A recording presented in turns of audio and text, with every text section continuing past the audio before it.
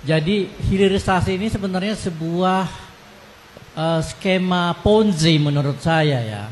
Dalam arti gini, kalau kita lihat yang namanya perusahaan-perusahaan smelter dari luar negeri, itu kebanyakan dari Cina, datang ke Indonesia, lalu kemudian membeli dengan sangat murah nikel kita yang diambil dari tambang, kemudian mereka olah, lalu kemudian mereka ekspor dibawa ke Cina.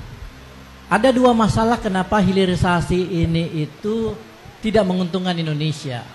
Pertama adalah bahwa kalau kita lihat hilirisasi nikel yang selama 2 tahun itu hanya menghasilkan pekerjaan sebanyak 77.000 seluruh proyek hilirisasi.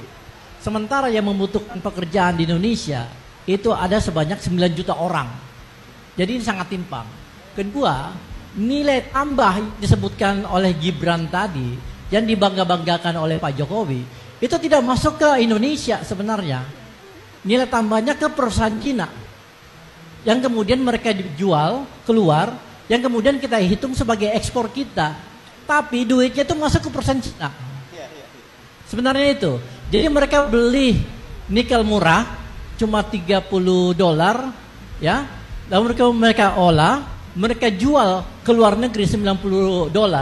Nah, $60 itu masuk ke perusahaan Cina yang kemudian mereka bawa.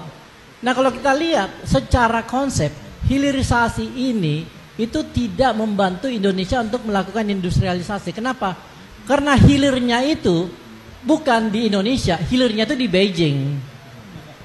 Jadi mereka bawa nikel yang sudah jadi, itu mereka bawa ke Beijing, ke Shenzhen, ke Guangzhou dan sebagainya untuk diproduksi, untuk dipakai dan diproduksi sebagai mobil listrik yang kemudian dikirim ke Indonesia dan kemudian dibeli oleh orang-orang Indonesia melalui subsidi, dengan subsidi yang diberikan oleh pemerintah sebesar 70 juta per unit gitu.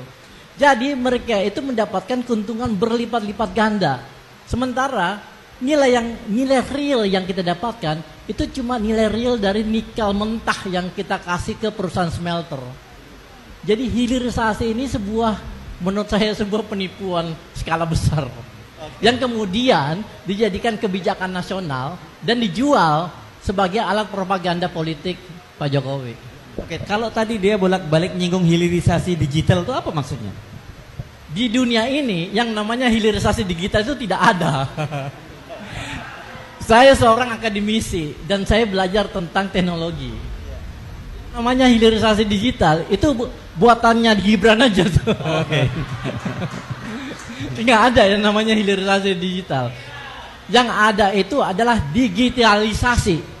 Nomor satu putaran